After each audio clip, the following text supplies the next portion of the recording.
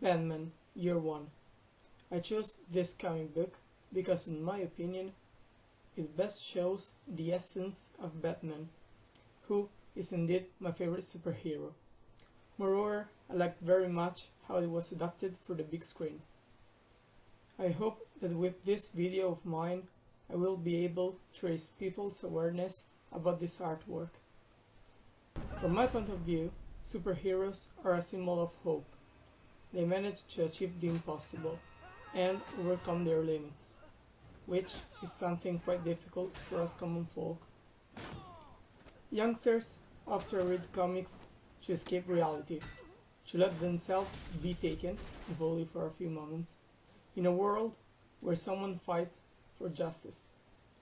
And superheroes are essential to remember us that we control our own fate. We just have to never give up.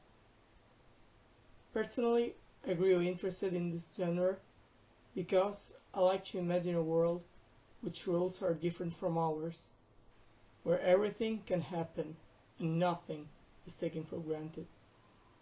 A place full of magic. I like Batman in particular because he is able to overcome any challenge, albeit being a normal man without his mask, hence proving that anybody could do it. A true symbol of hope. Batman Year 1 is an American comic book story arc written by Frank Miller and published by DC Comics for the first time in 1987 that recounts the early adventures of the Dark Knight as we know him today.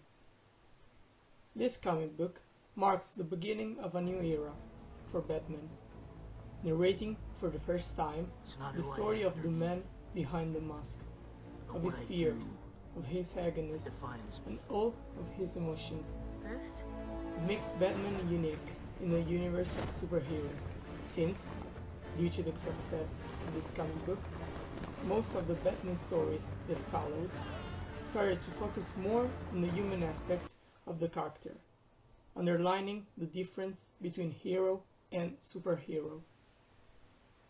This aspect of the comic book is what the readers and the critics appreciated the most, and also what inspired Christopher Nolan when producing the movie Batman Begins in 2005, and afterwards the other two chapters of the Dark Knight trilogy.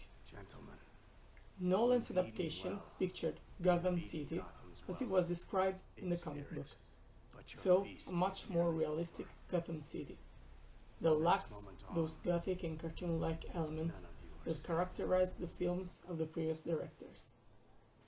In the same way, the characters and the events in which they are caught up are not supernatural.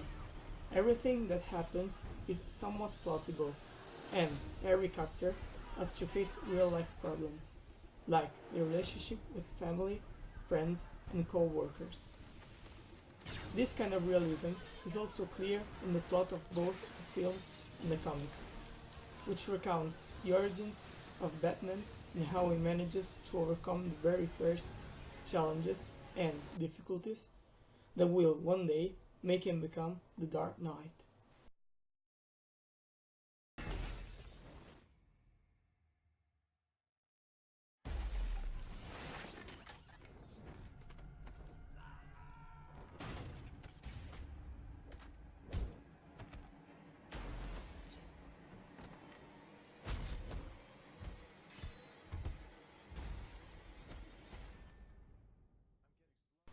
The story begins with a young Bruce Wayne that has just come back from a long journey, during which he made up his mind to fight crime in Gotham City, to make sure that deaths like those of his parents won't happen again.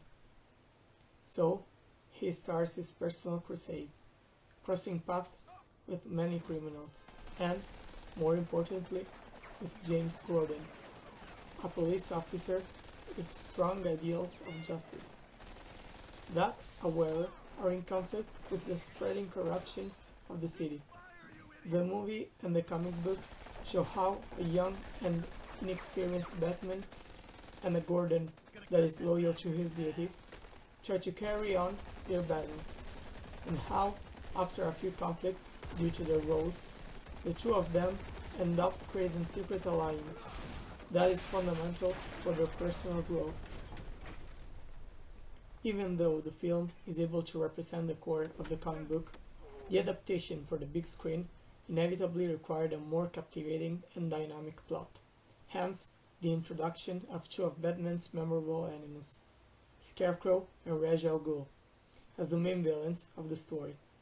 Instead, the comic book doesn't focus on any enemy in particular, but mainly recounts the conflicts between Batman and the Gotham City Police Department, brought about by the corruption that led to the Mafia controlling the police.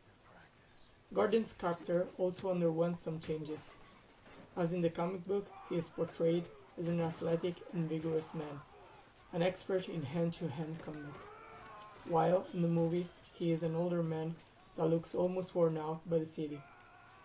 To even further underline the difference, in the movie the police officer has two sons, while in the comic book his wife is pregnant with their first son.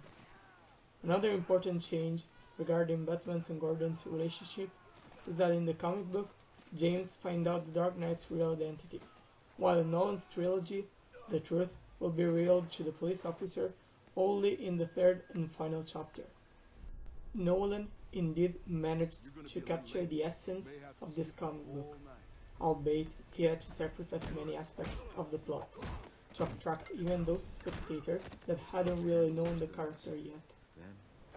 The director also pays his respect to Miller's artwork by including in the movie some of the most iconic scenes of the comic book, like the escape from the police with the help of a swarm of bats, and the final conversation between Gordon and Batman that are now ready to cooperate to catch a new criminal, the Joker.